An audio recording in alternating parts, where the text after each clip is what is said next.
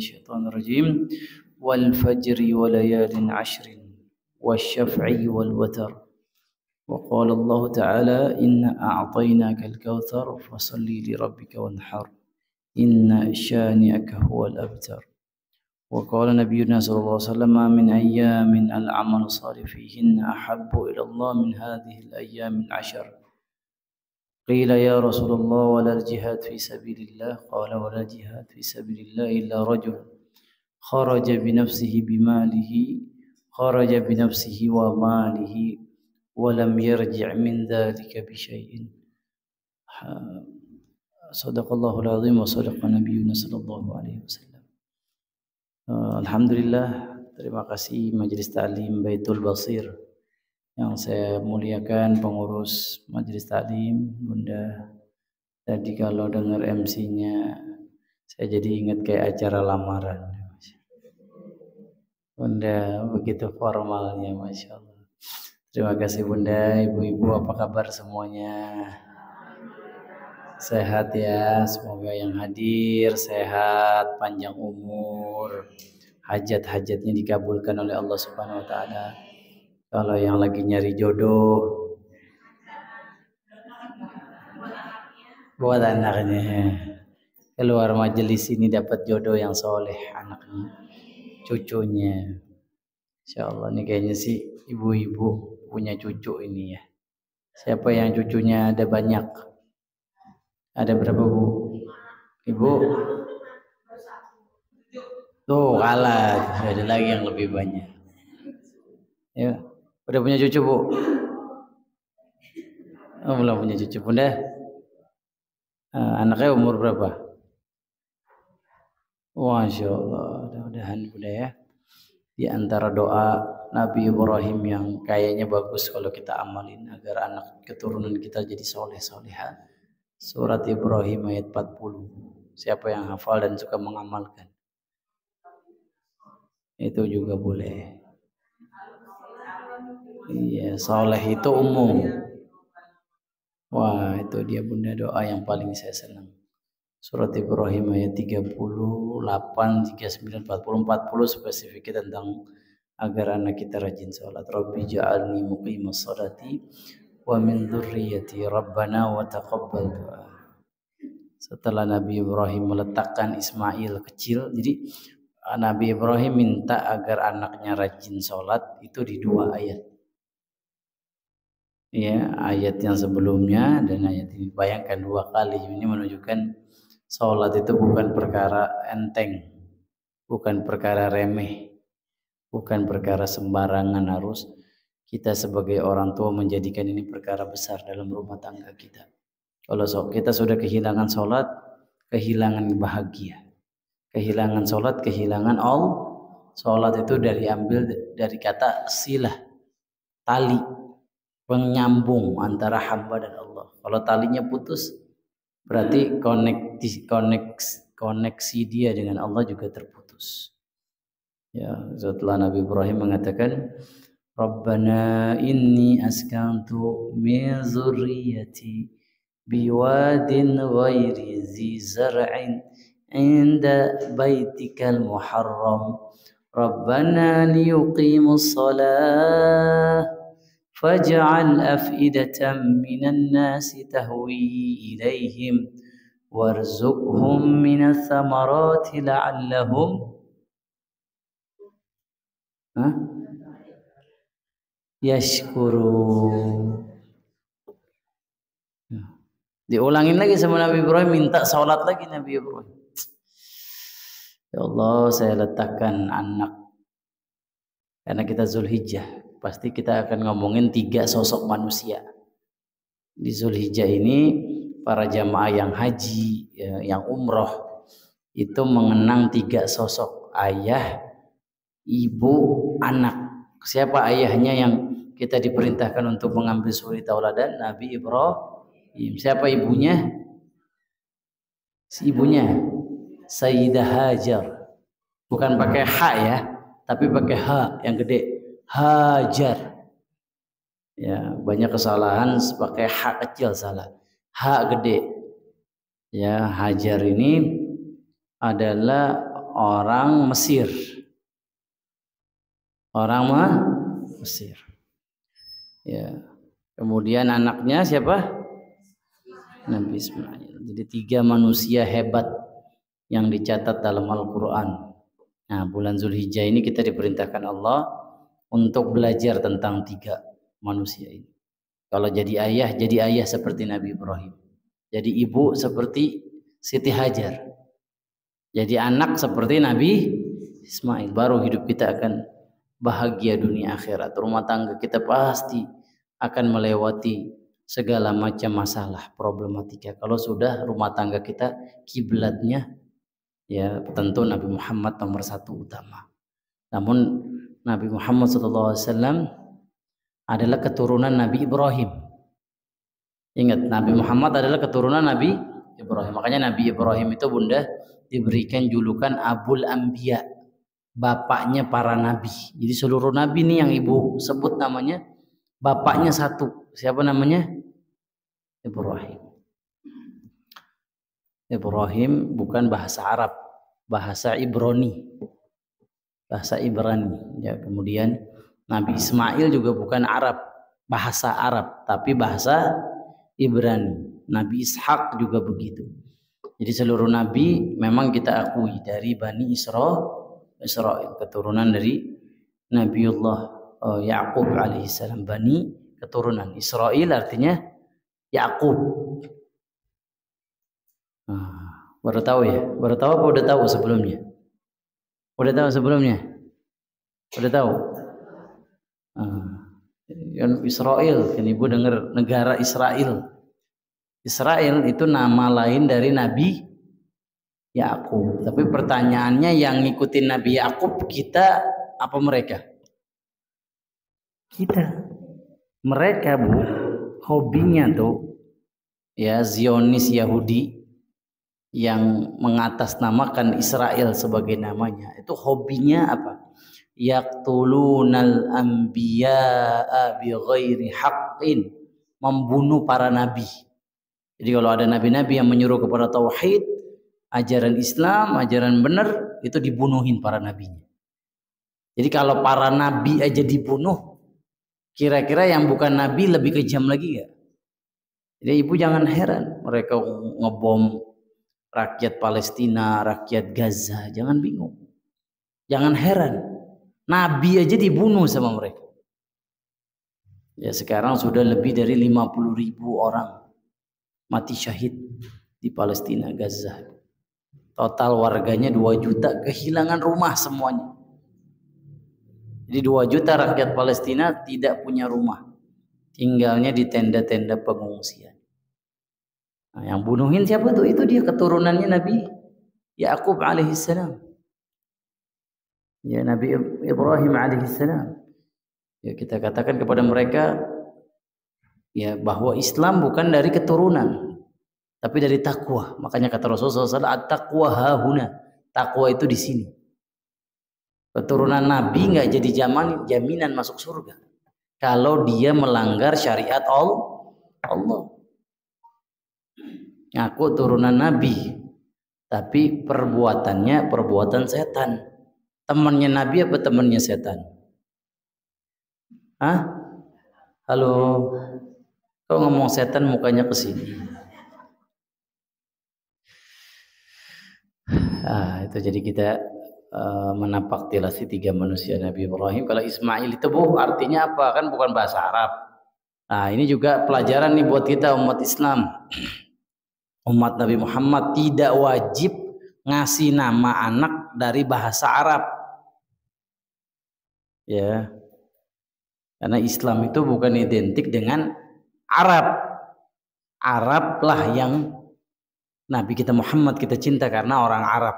Tapi Nabi Muhammad SAW mengajarkan kita tidak fanatik kepada Arab. Nabi mengatakan apa? La fadla bainal Arabi wal Ajam.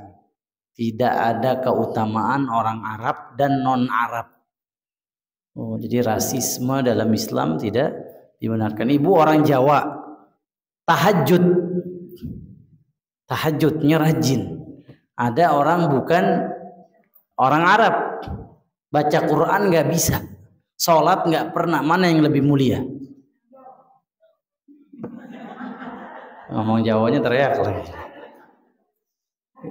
Ibu orang Sunda setiap hari baca Quran.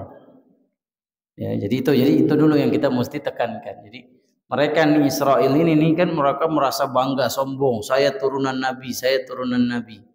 Perbuatannya perbuatan setan, laknatullah. Nabi-nabi mereka dibunuh. Apalagi rakyat Gaza. Makanya yang harus kita lakukan sekarang banyak-banyak mendoakan saudara kita di Palestina.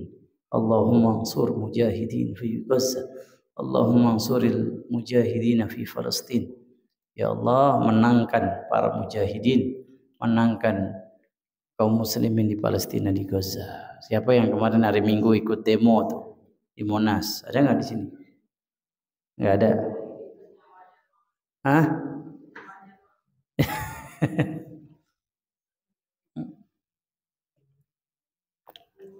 Ibu yang namanya Ibu Dian yang mana? Ibu Dian. Kita ketemu di Mekah, Masya Allah tuh. Jadi Allah itu punya skenario paling indah. Saya dipertemukan beliau satu hotel.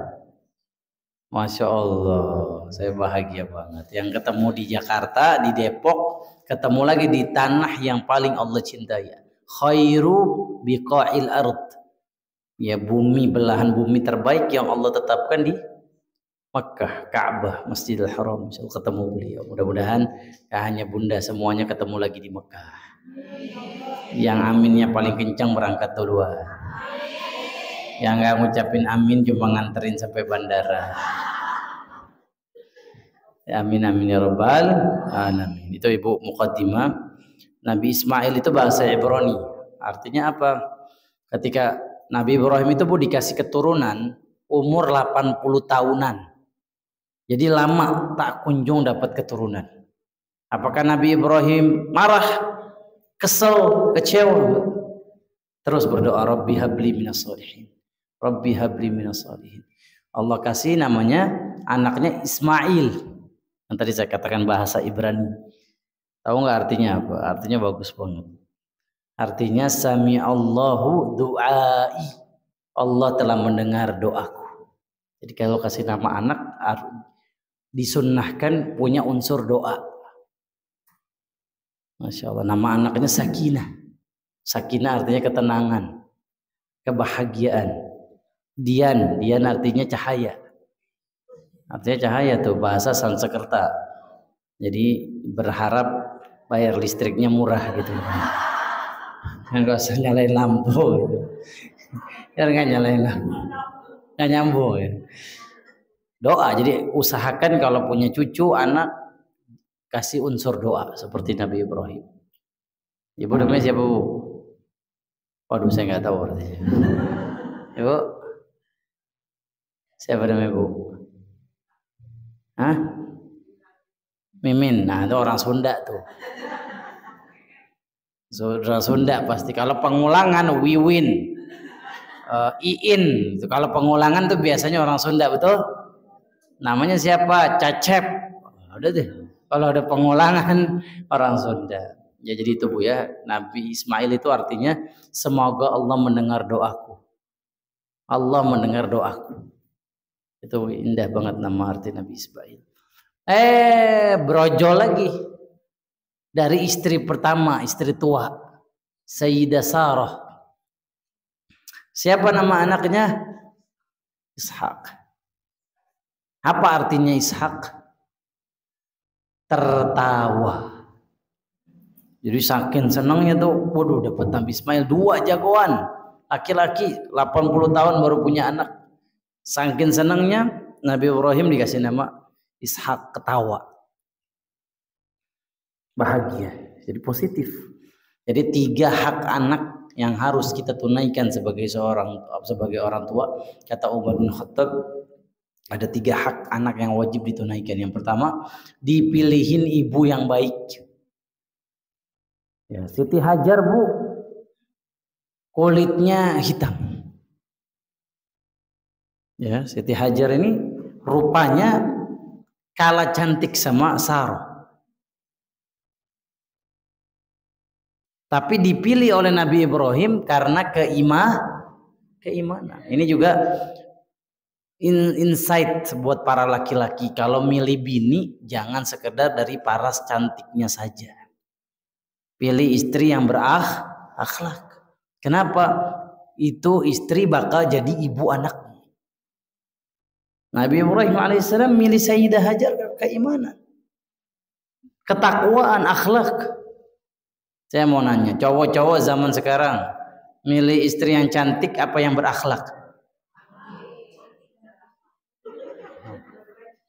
Dua-duanya. Kalau itu kan bonus.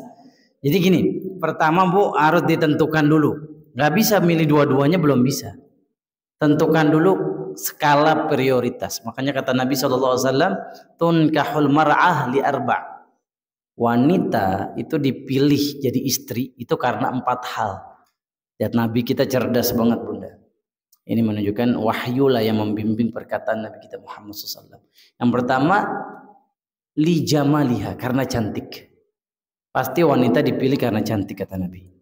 Itu pasti laki-laki lihat cantik dulu. Wah ini pakai skincare-nya rajin apa enggak, ya glowing apa enggak, itu fitrahnya laki-laki. Yang kedua kata Rasulullah, lima liha, karena hartanya. Oh saya punya bisnis, siapa tahu nanti mertua saya bantuin saya nih mengembangkan bisnis saya, karena harta. Yang ketiga lihasabiha, karena keturunan.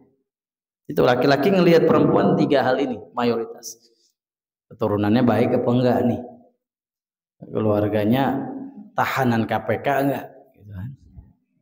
Gitu. Yang keempat kata Rasulullah SAW, lidiniha, karena agamanya. Tapi Nabi enggak memuji 3. Milih cantik Nabi enggak memuji, milih kaya Nabi enggak memuji, milih keturunan Nabi enggak muji. Keturunan bisa jadi bapaknya enggak sholat tapi anaknya bisa rajin sholat, betul apa betul? Bisa jadi ibunya enggak baca Quran, anaknya bisa rajin Quran enggak? Karena ketakwaan enggak bisa mewarisi. Ingat, keimanan nggak bisa mewarisi. Harta bisa diwarisin, iman nggak bisa diwarisin. Nabi Nuh alaihissalam punya anak Kan'an, kafir. Nabi Lut punya istri yang melakukan perkara yang dibenci oleh Allah Azza wa Jalla. Fir'aun punya istri soleha, wanita beriman yang dipuji nisaul alamin, wanita terbaik di muka bumi ini, Siti Asia binti Muzahim. Ya, jadi ketakwaan nggak bisa mewarisi. Kemudian Nabi puji yang keempat, fadfar bidzatid din taribat yadak, pilihlah yang agamanya bagus, pasti bahagia rumah tangga. Jadi punya istri cantik nggak jaminan Bu. Disuruh bikin teh manis dia nggak mau, padahal cantik masya Allah. Disuruh mijitin suaminya pegel nggak mau. Bahagia nggak suaminya? Iya, tapi punya istri biasa-biasa aja, suaminya belum minta udah datang teh di depan meja. Wah itulah kebahagiaan seorang suami. Betul apa betul? Di sini mah solehah semua. Suami belum datang aja udah nyamperin ke kantor mijitin.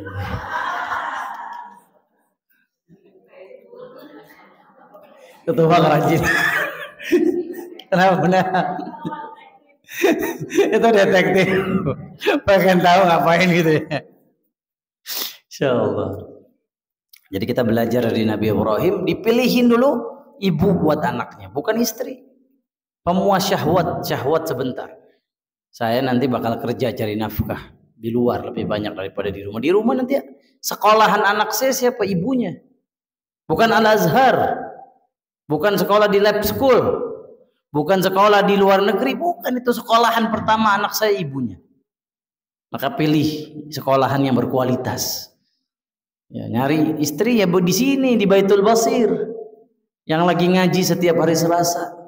Inilah istri berkualitas. Betul apa betul?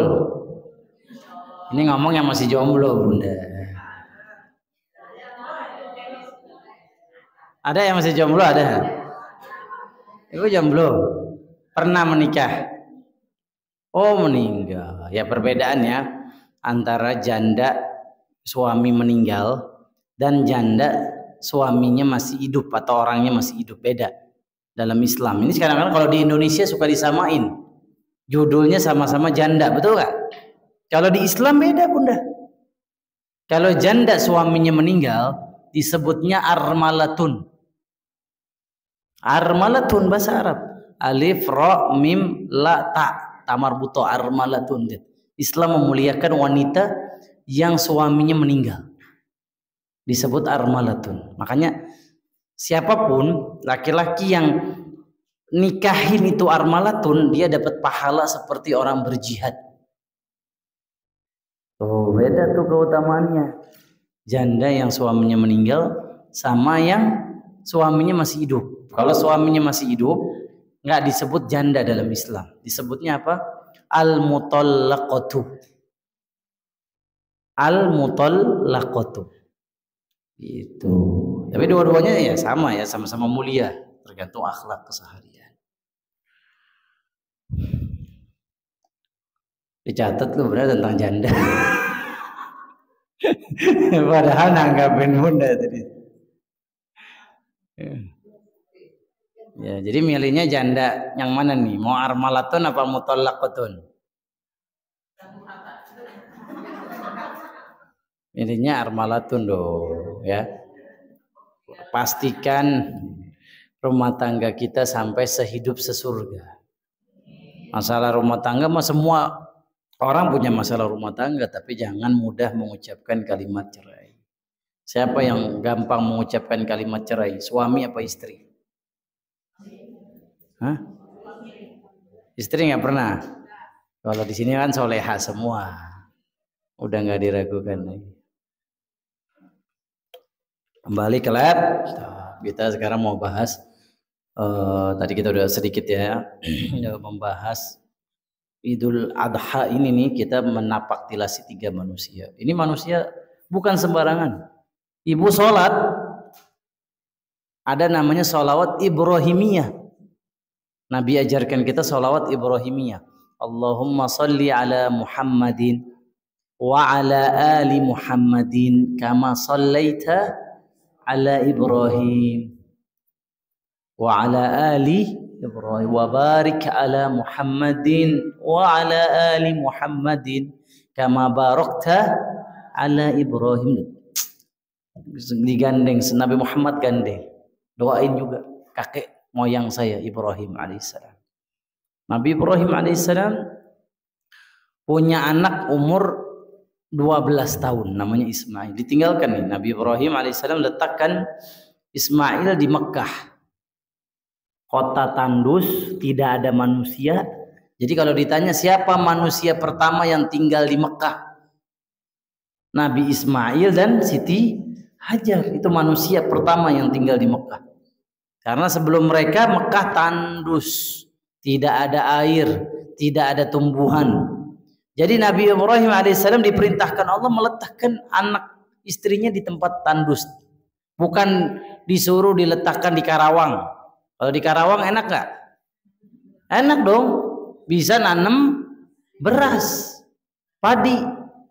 Kalau ke Sumatera Utara enak gak? Enak, bisa nanam duren. Kelapa sawit. Ya, kelapa sawit. Naruh di Kalimantan, lebih kaya lagi.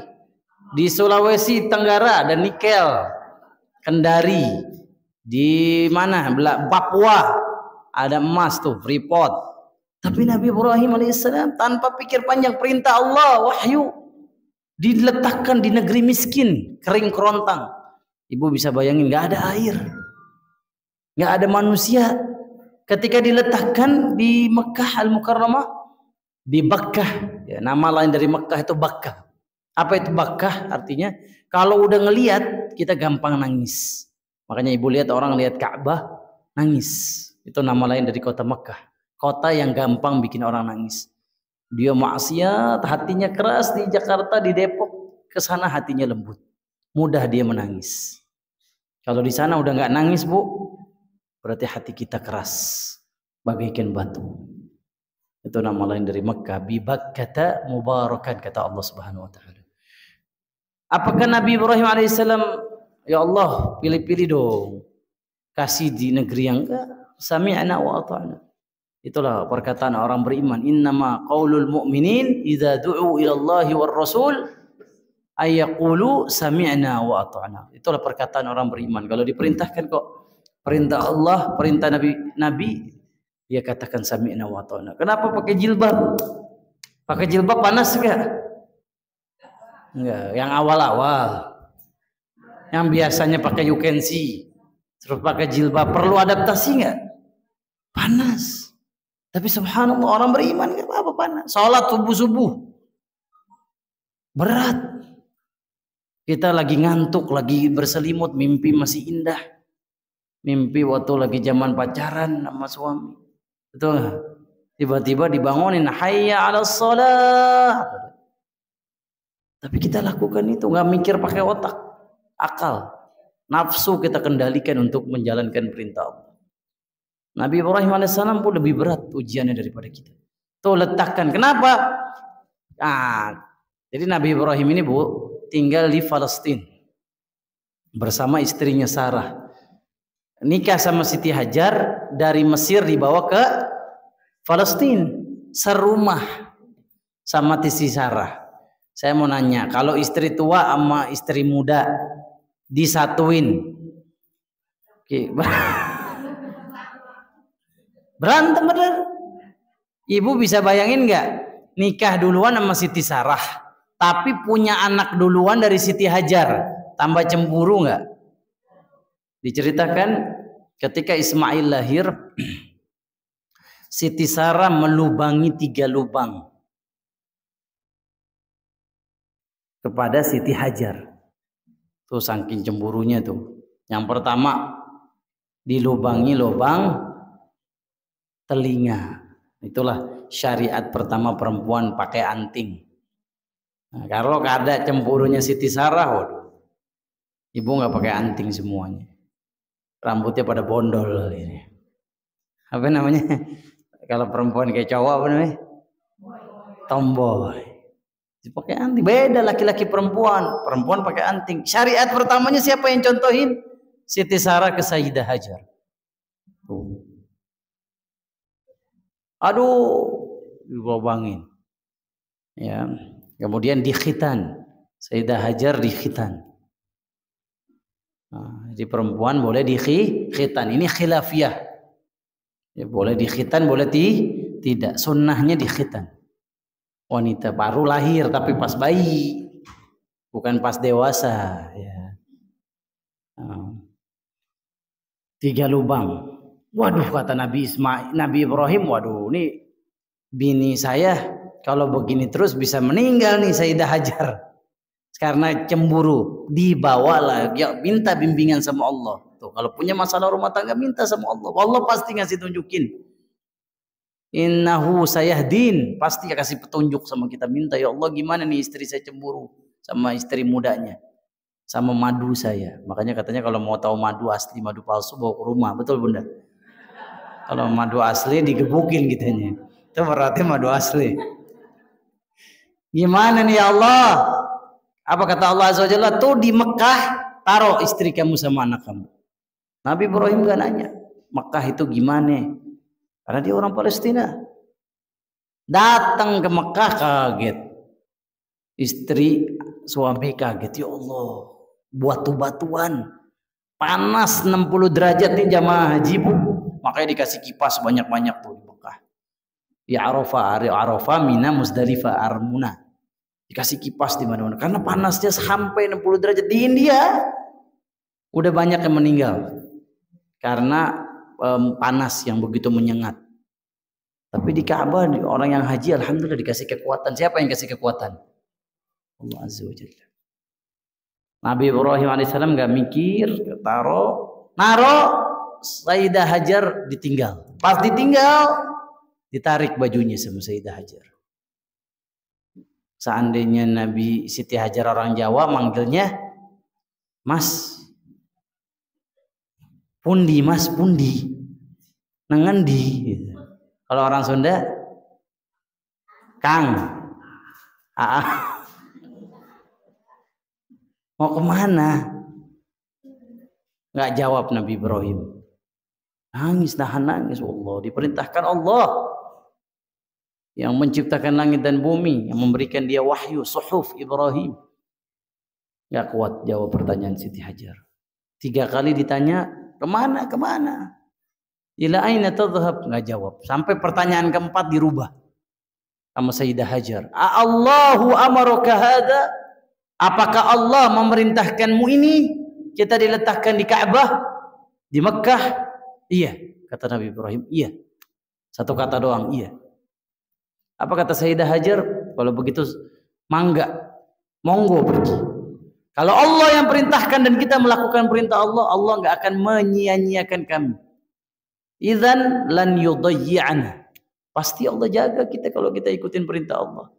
Yang pakai jilbab, yang rajin sholat, baca Quran, ta'lim, pasti Allah jaga. Nggak mungkin kita melarat, nggak mungkin kita mati kelaparan, nggak mungkin kita sengsara. Itu keyakinan Sayyidah Hajar.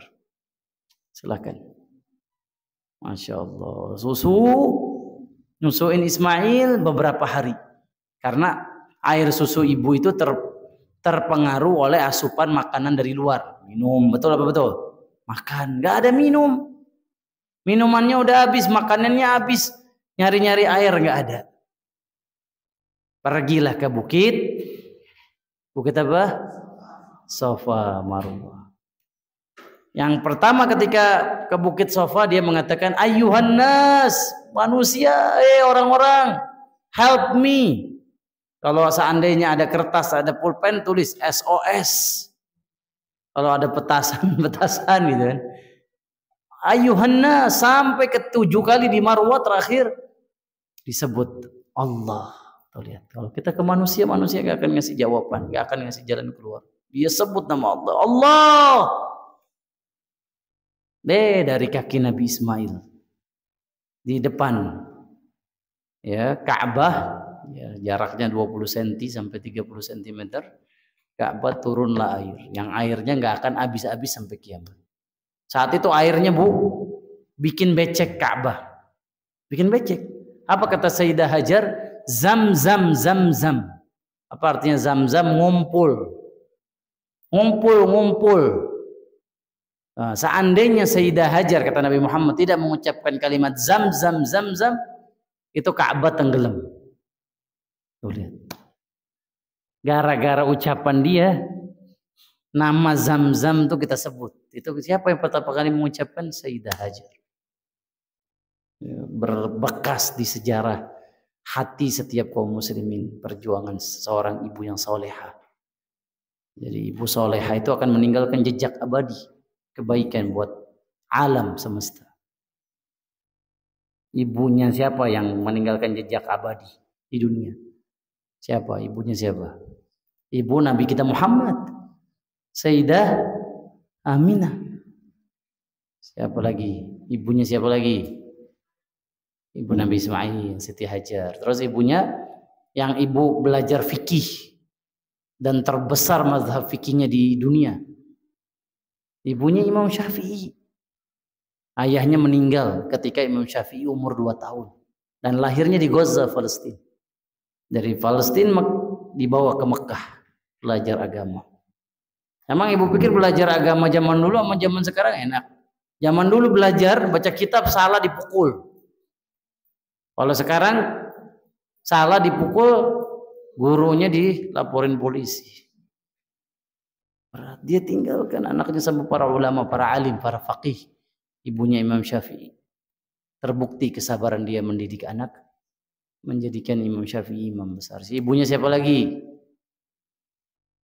Ibunya Imam Bukhari yang ada di Uzbekistan, lahir di kota Bukhara, meninggal di kota Samarkand. Itu ibunya Imam Bukhari. Imam Bukhari lahir dalam keadaan buta matanya sampai umur 4 tahun. Ibunya apakah diam? Enggak. Ibunya tahajud tiap malam. Ya Allah, kasih anak saya penglihatan. Saya mau anak saya jadi ulama. Kalau dia buta gimana bisa belajar? Terus 4 tahun doa. Malam-malam ngimpi. Ngimpinya gimana? Ketemu Nabi Ibrahim.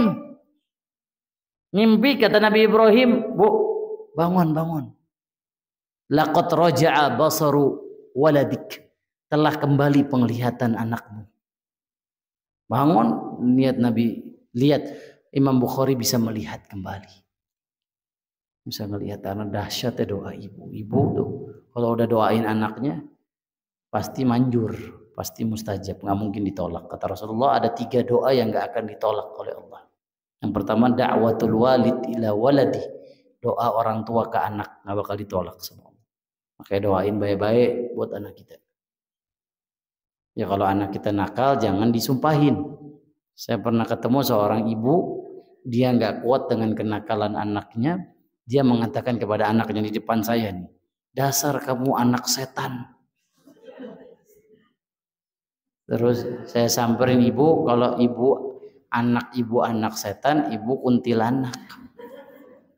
Betul apa betul? Ada nggak yang kayak gitu? Nggak ada ya, di sini mah nggak ada. Kan saya bilang soleha semua di sini. Dasar anak nakal aja. Perkataan itu doa. Kalau marah jadiin kekuatan doa.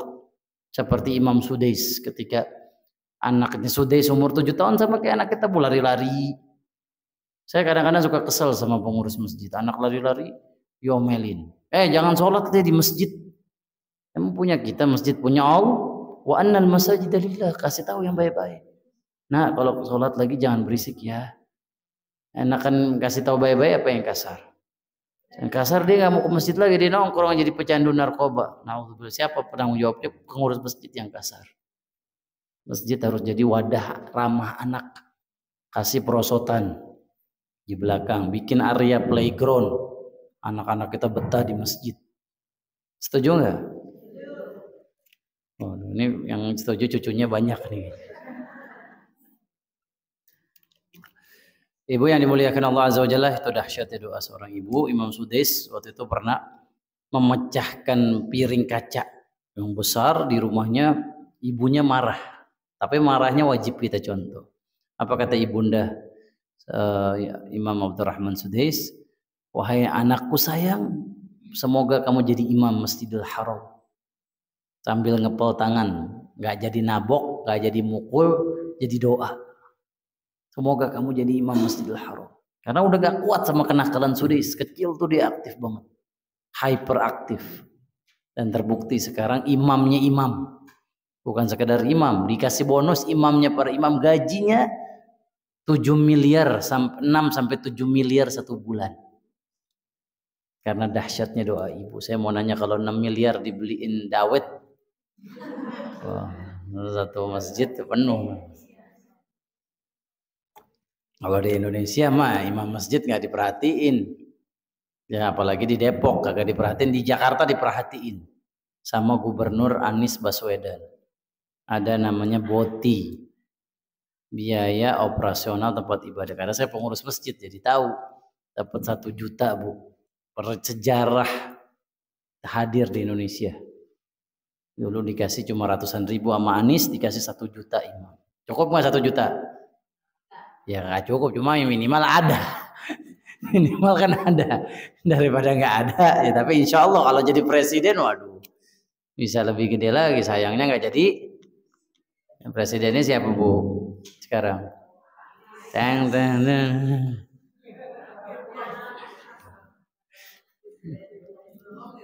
Belum dilantik ya Bu. Kembali ke lat. Kita ngomongin apa, Nabi Ibrahim mau jadi ke sono sana. Itu dia. Zulhijjah, ibu buka Quran surat Al-Fajr. Tadi saya udah mengatakan mukaddimahnya surat Al-Fajr ayat 1 ya, 1 2 3. Allah bersumpah demi waktu sekarang. Wal fajri walayalin ashrin, demi waktu fajar dan 10 malam, 10 hari. Maksudnya apa sumpahnya Allah ini? Allah bersumpah demi 10 hari Zulhijjah. Sekarang tanggal berapa Zulhijjah nih? Ya tanggal 4. 4-nya Indonesia apa 4-nya Arab nih? 4 Indonesia. Karena nanti Idul Adha akan ada perbedaan 10 Zulhijjah. Arab duluan lebarannya. kita belakangan. Terus nanti kita bingung nih, puasa Arafahnya ngikutin Arab apa ngikutin Indonesia? Saya mau nanya ibu-ibu nih. Kan di sana wukuf.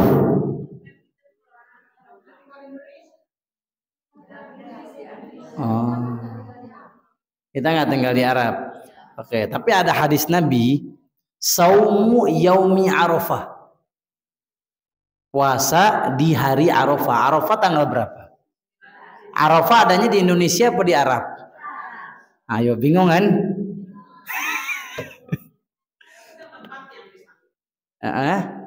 Kenapa udah? Oke, ini Masya Allah ya. Inilah pentingnya kita ngaji supaya kita punya nggak bingung. Jangan pakai asumsi kita. Asumsi saya Bu terbatas. Kita harus pakai asumsinya para ulama yang hafal Quran, hafal ribuan hadis. Ya, memang kita nggak boleh saling menyalahkan di Zulhijjah ini. Kita nggak boleh saling menyalahkan. Kalau mereka punya patokan Arafahnya ngikutin Saudi, boleh apa enggak? Boleh. Boleh. Tapi bagi kita yang ngikutin pengumuman pemerintah, boleh apa enggak? Boleh. Nah, makanya tadi saya sampaikan, kalau mereka yang berpatokan, kan Arafah itu adanya di Mekah, nggak ada di Depok. Arafah ada nggak di Depok? Dan di Arafah itu orang berwukuf tanggal 9 Zulhijjah. Jadi kalau mereka Arafah wukuf, kita puasa. Nah, itu pendapat mereka yang ikut kepada Saudi, Mekah Al-Mukarramah. Tapi kalau saya pribadi kurang setuju dengan pendapat ini. Tapi saya nggak menyalahkan.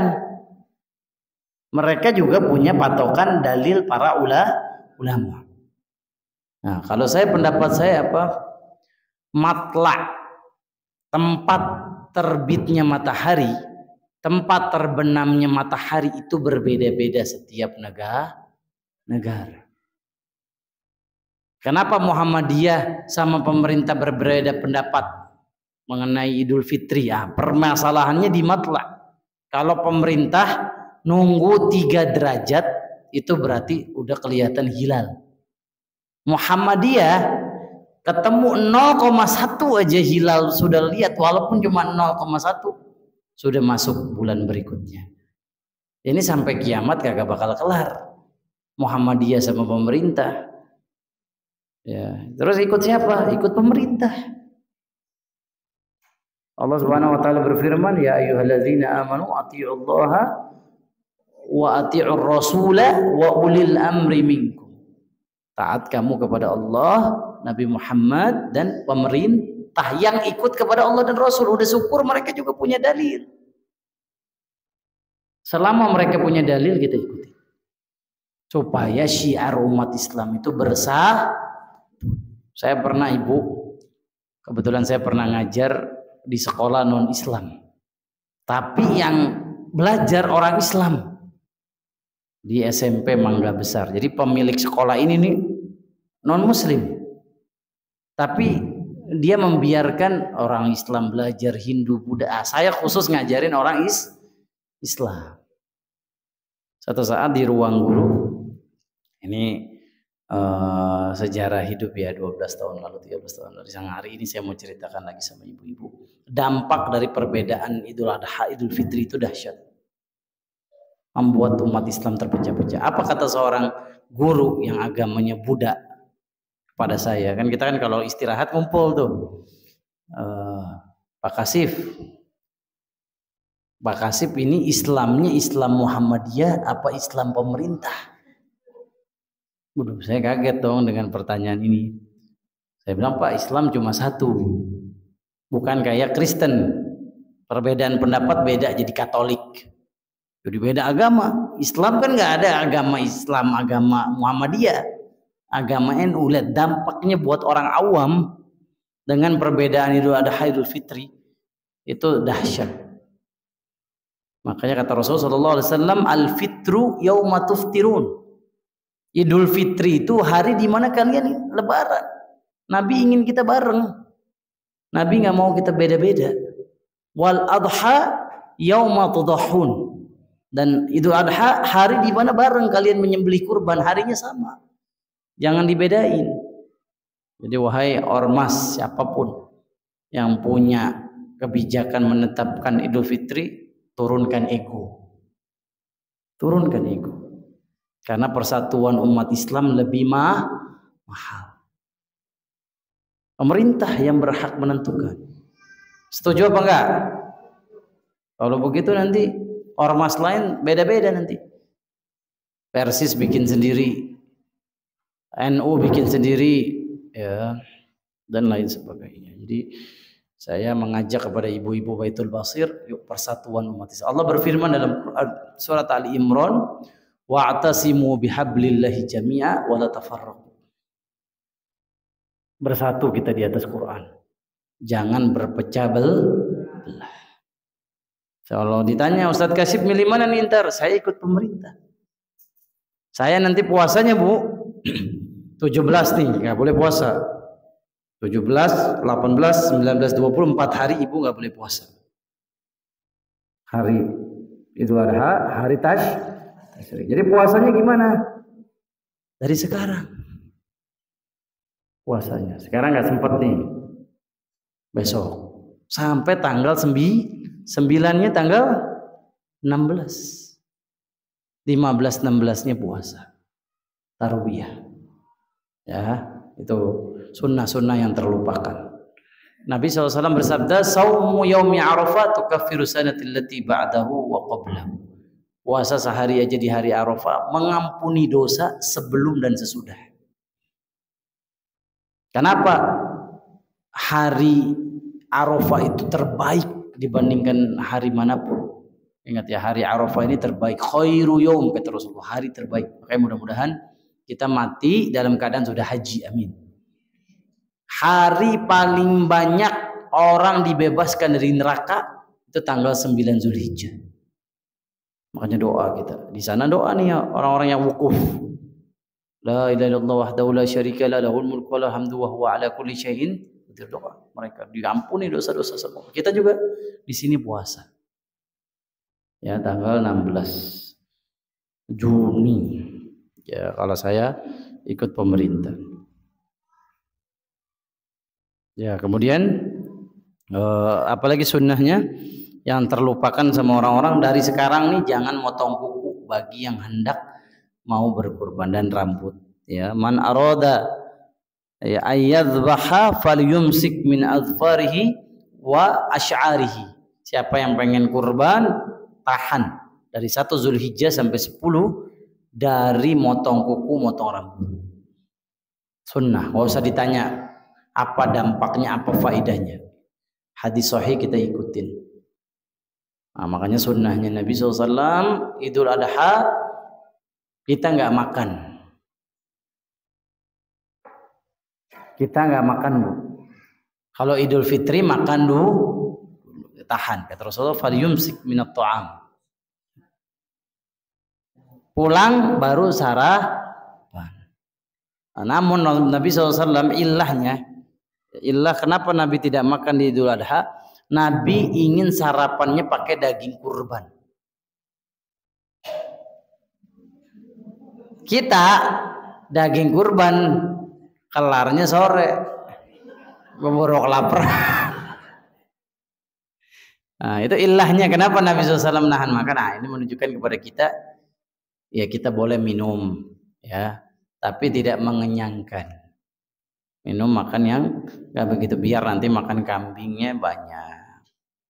Ya, sunnah Nabi SAW daging kurban itu dibagi menjadi 3. Sepertiganya dibagiin ke orang miskin, sepertiganya hadiah, sepertiganya buat yang kurban. Boleh nggak berkurban buat orang yang sudah meninggal? Jawabannya boleh. Kenapa? Dalilnya bahwa ketika Rasulullah bilang sepertiga daging kurban buat orang miskin, Berarti kan sedekah. Saya mau nanya, kita sedekah atas nama ibu kita yang meninggal, bapak kita meninggal, boleh nggak? Boleh. Jadi dalilnya itu. Bolehnya berkurban atas nama mayit. Walaupun memang ada pendapat para ulama yang mengatakan kurban bagi yang masih hidup.